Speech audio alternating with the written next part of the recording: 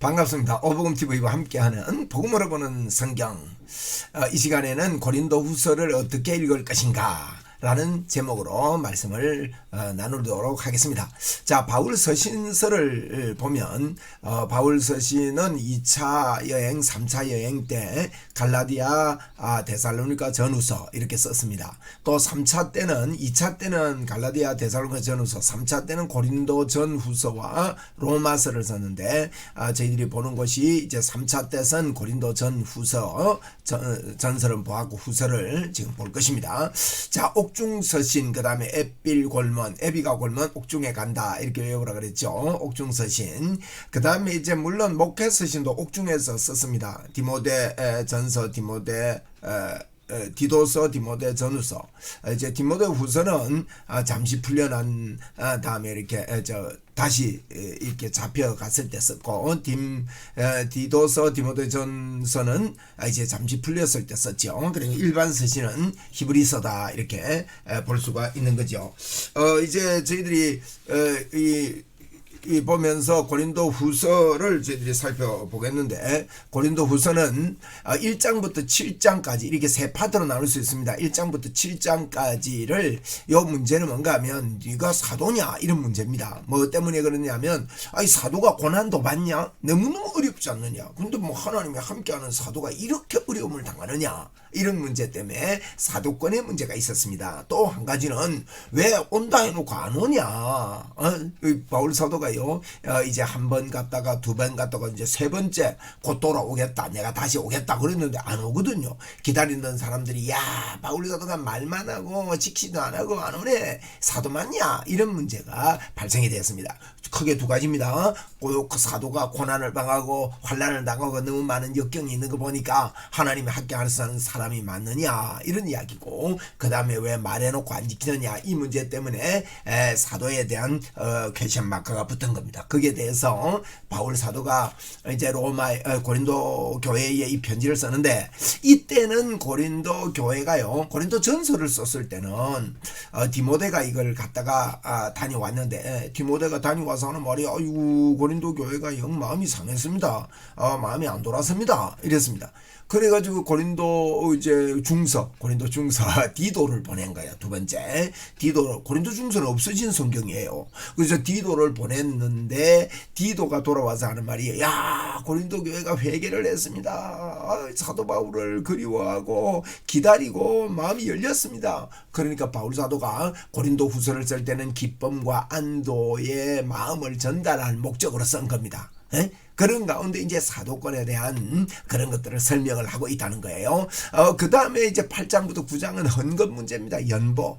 참여를 하고 잘 준비하라고 그렇게 독려를 하는 거죠. 그래서 1년 전에 디도를 통해서 그 디도를 보내가지고 이제 고린도 중서는 없어진 성경인데 디도를 통해서 헌금 동료가 있었던 거예요. 예루살렘에 흉년이 들고 예루살렘에 교회가 어려울 때 이걸 갖다가 보내자. 그리고 너 1년 전에 한 거 그거 완성을 하자고 헌금을 독려했습니다. 그 다음에 10장부터 13장까지는 거짓 사도들, 자칭 큰 사도라고 말하는 사람들이 일어나서 막 자랑을 합니다. 그러니까 바울 사도도요, 나도 자랑할 거 있다, 너그만 있냐?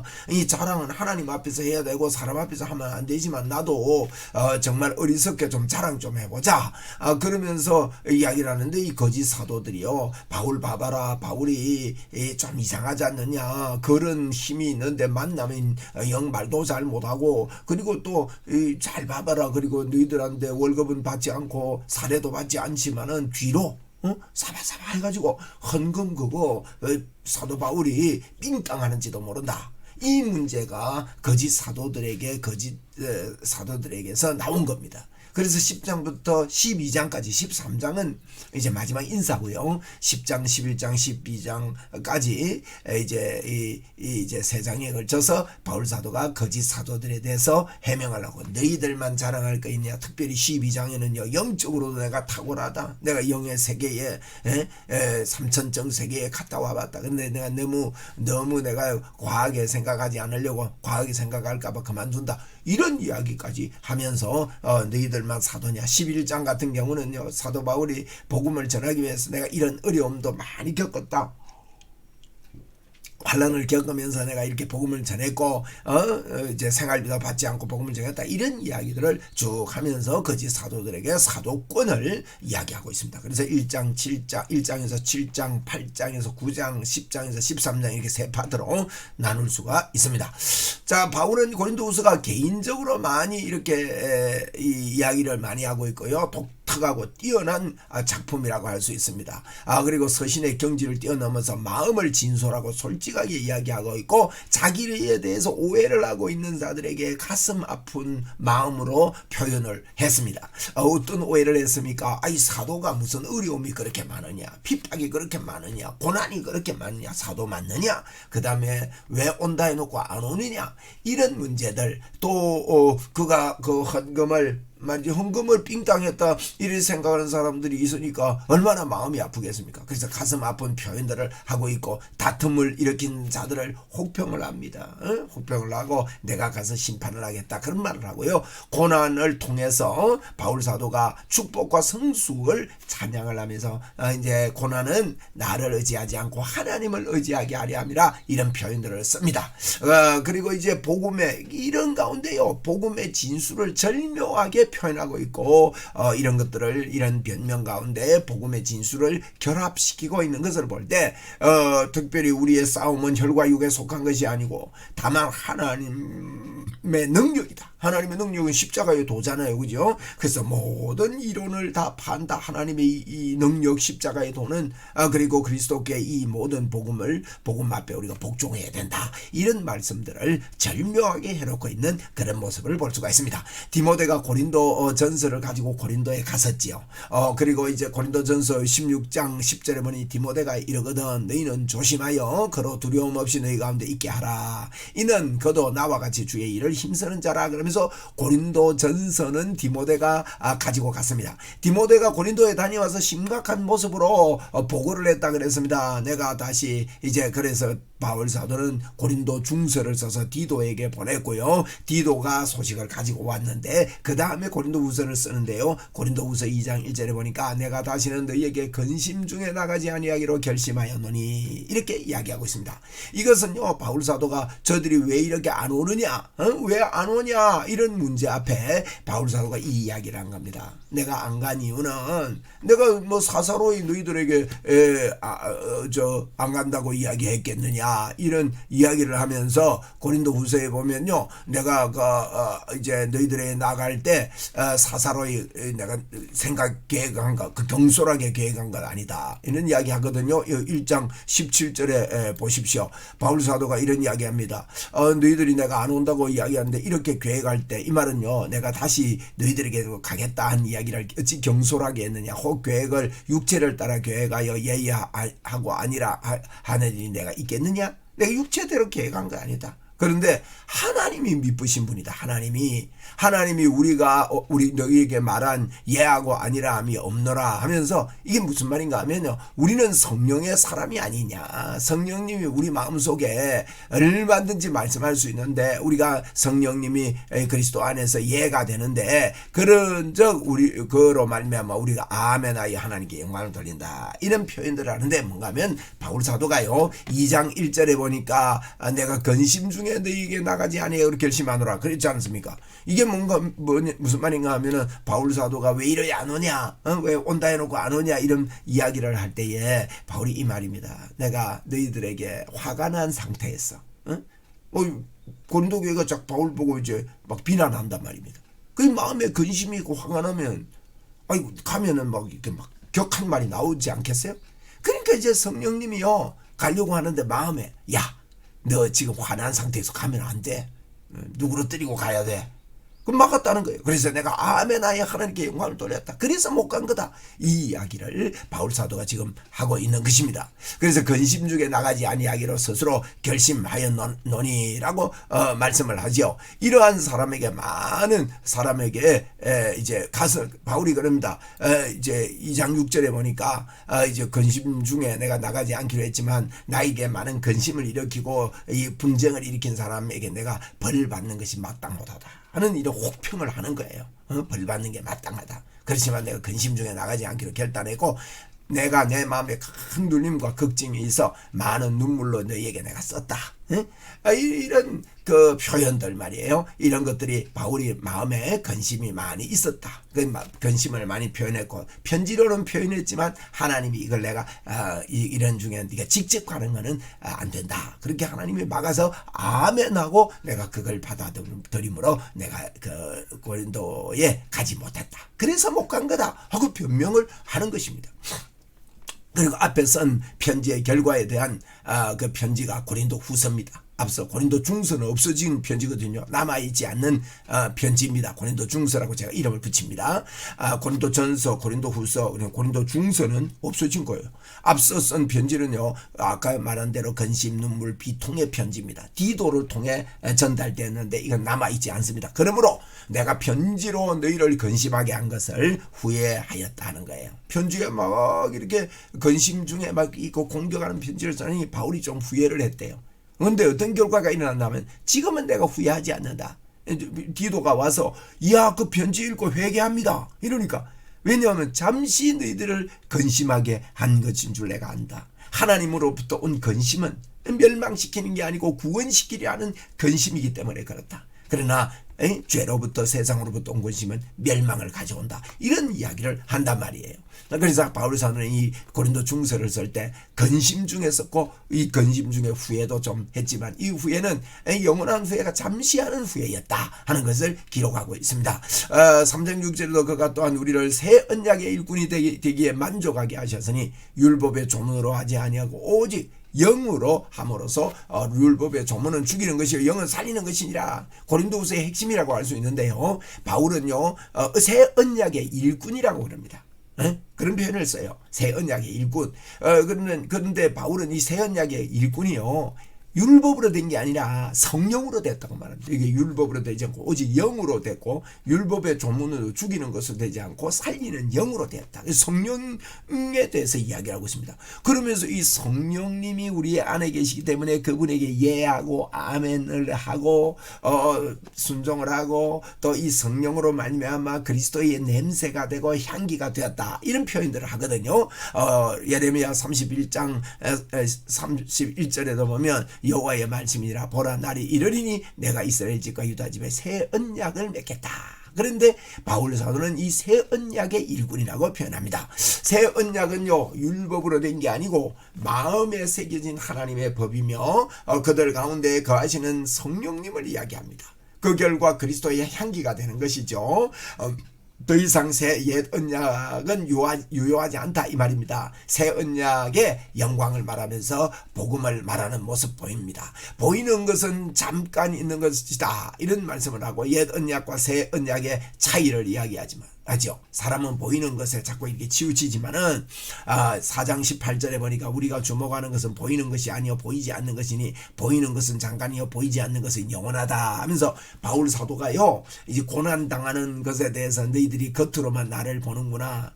겉으로만 보지 마라. 보이는 것은 잠깐이다. 보이지 않는 것이 영원하다. 우리 보이지 않는 건 뭐가 있는지 아느냐 하면서 보화를 그릇에 질그릇에 담고 있다. 보이지 않는 보화가 우리에게 있다. 우리가 쌓여도 쌓이지 않고 넘어뜨림을 당해도 넘어뜨리지 않고 이런 이야기를 하면서 보이지 않는 세계를 우린 붙잡고 사는 것이 성령님을 붙잡고 사는 것이 새 언약에 속한 우리다. 그러므로 우리는 그리스도의 향기고 그리스도의 냄새다. 이런 이야기를 고린도 후서에서 하고 있다는 거예요. 그래서 이것이 성령님이다. 이런 얘기하면서 더 이상 여기에 매여 있지 않다는 겁니다. 고린도 교회는요 거짓 사도 큰 사도의 그 자칭 거짓 사도 큰 사도의 가르침에 쉽게 빠져들어갔다고 그렇게 이야기를 합니다. 10장에서 그러면서 보이는 것이 그것에 현혹되었다고 말하고 있지요. 단순한 사도 바울의 권위의 도전이 아니고요 복음의 진수를 왜곡하는 것에 대해서 바울 사도는 많이 마음을 아파하고 이것을 큰 문제로 삼습니다. 그래서 새 언약은요 새 마음이 그토록 중요한 것이다 이렇게 말씀합니다. 새 마음은 어떤 마음입니까? 하나님의 능력을 품는 마음입니다. 그리스도의 도를 품는 마음을 이야기합니다. 그래서 환난은 그리스도의 도를 품은 사람, 새 마음을 갖는 것이 새 언약에 거하는 것이 되기 때문에 환난을 이해하고 이길 수 있다는 거죠. 복음과 함께 환난을 당하는 거. 사도가 환난을 많이 당하면서 어려움을 겪었는데 복음과 함께 환난을 당하면서 이것을 이길 수 있는 것은 성령님이 새 마음을 주고 새 언약을 붙잡고 그리스도의 향기, 그리스도의 냄새인 것을 오히려 더 알고 승리할 수 있다 하는 그런 내용입니다. 약한 것 같으나 약하지 아니한 새 마음을 강조하는 것이지요.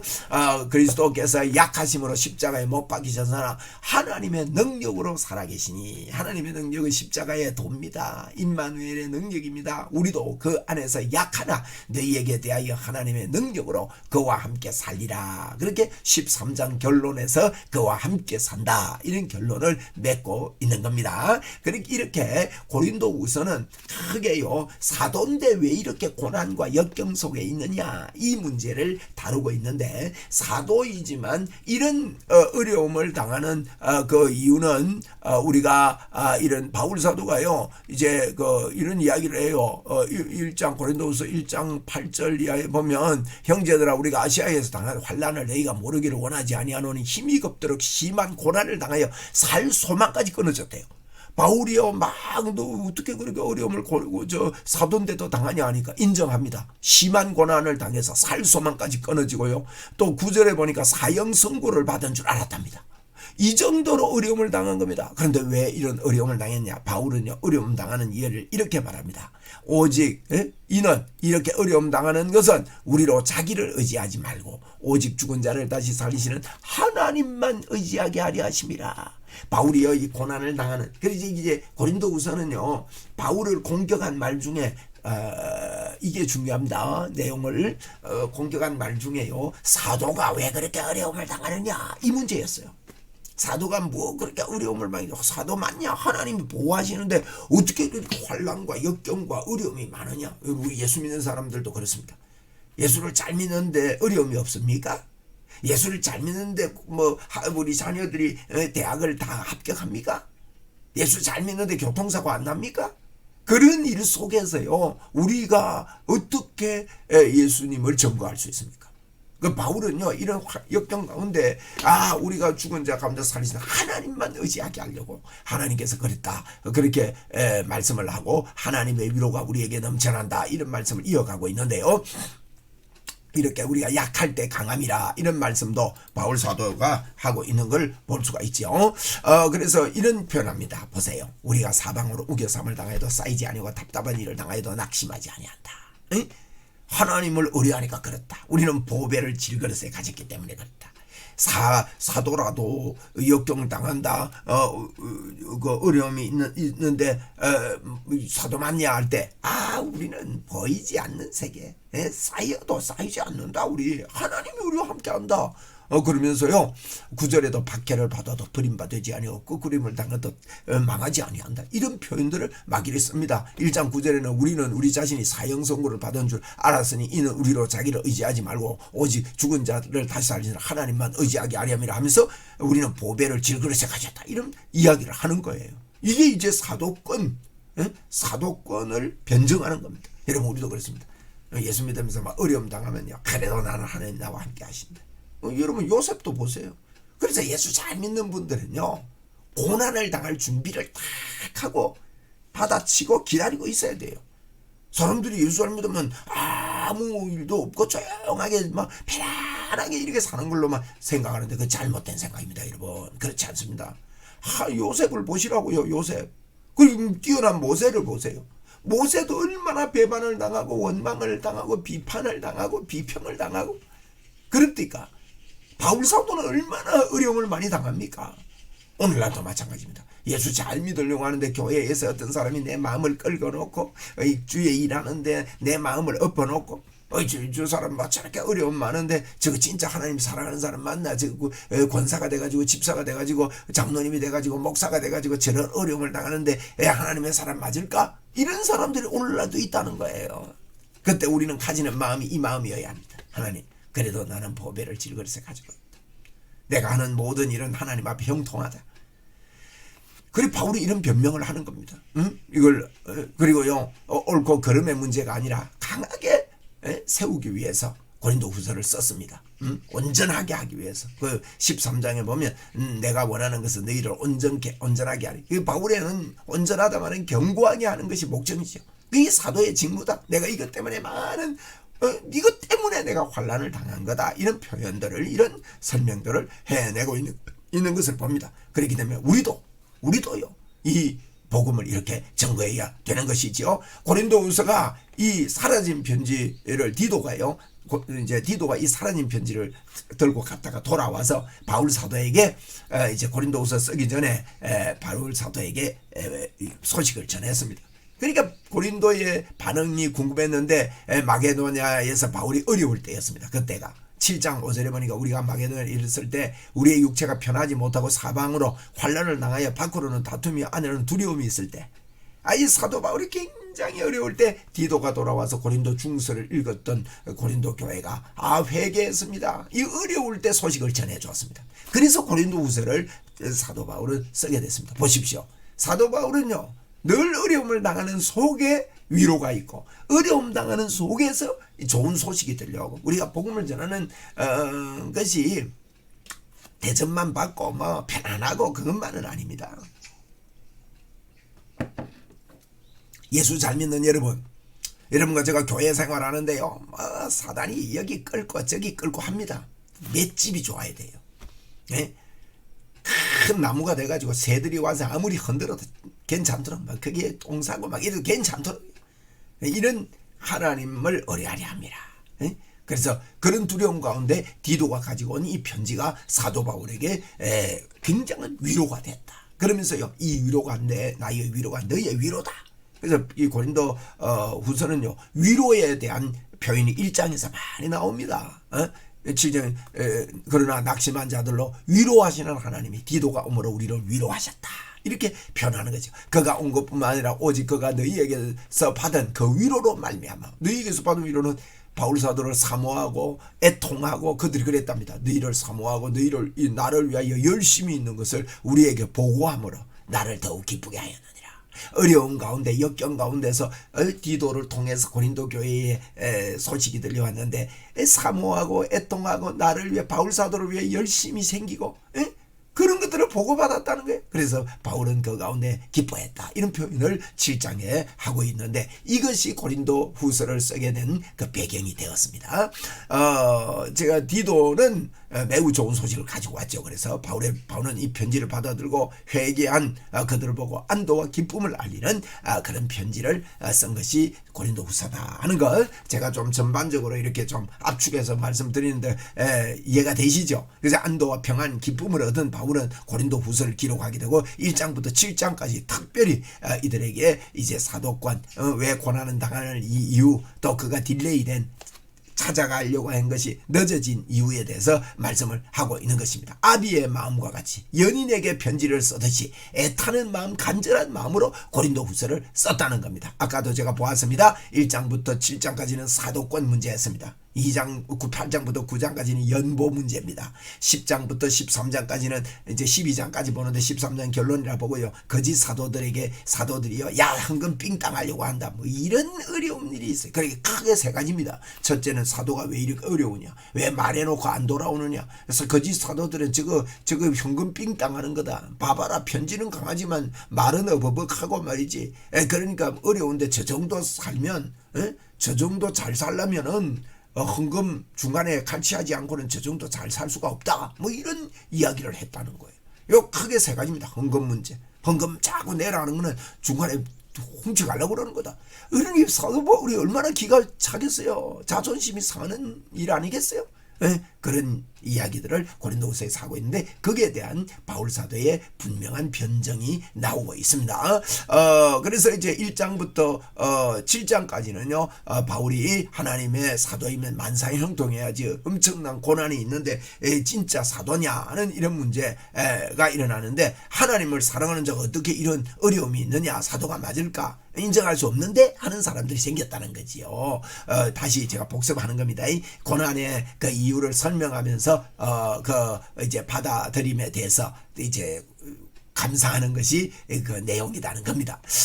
그리고 이제 바울은 그가 당한 고난의 이유를 이렇게 설명했다 했죠. 1장 8절에 보니까 형제들아 우리가 아시아에 당한 환난을 너희가 모르기를 원치 아니한다. 힘에 겹도록 심한 고난을 당하여 살 소망까지 끊어질 정도로 내가 어려웠다. 그리고 사형 선고가 내려준 줄 알았다. 그렇지만은 이런 것들은 자기를 의지하지 않고 오직 죽은 자를 다시 살리시는 하나님만 의지하게 하기 위해서 우리에게 하나님께서 이런 고난을 우리가 이게 당한 것이다. 어려우면요 우리가 더욱더 하나님만 의지할 기회입니다. 그것을 설명합니다. 고난의 이유에 대해서. 그러면서 우리가 하나님이 우리를 붙잡고 있고 하나님을 의지할 때 우리는 보배를 질그릇에 가지고 있기 때문에 우리가 사방으로 우겨싸도 쌓이지 않고 답답한 일을 당해도 낙심하지 않는다. 박해를 받아도 버림받지 않고 거꾸로뜨림을 당해도 망하지 않는다. 고난이 온다고 해서 망하는 거 아니다. 거꾸로뜨림을 당하는 거 아니다. 우리는 보배의 질그릇을 가졌다. 하나님의 큰 능력이 하나님께 있고 힘이 큰 능력이 하나님께 있고 우리에게 있지 않는 것을 알게 해주는 것이 고난이다. 고난 속에서요, 와 하나님이 역사하시네. 이걸 체험하게 되는 거예요. 고난을 당해도 우리는 이렇게 살아야 된다. 이것이 하나님의 큰 위로가 된다. 이런 이야기를 기록하고 있는 것입니다. 그 다음에요 8장부터 9장까지는 연보를 독려하고 있고 10장부터 13장까지는 거짓 사도들의 이야기가 많습니다. 그들이 뭐라고 합니까? 그들의 말이 그의 편지는 무게가 있고 힘이 있으나 거짓 사도들이 바울 사도의 편지는 힘이 있는데 그가 몸으로 대할 때는 약하고 그 말도 시원치 않다. 이 설교가 약하다. 이러면서 막 비난을 하는 것이죠.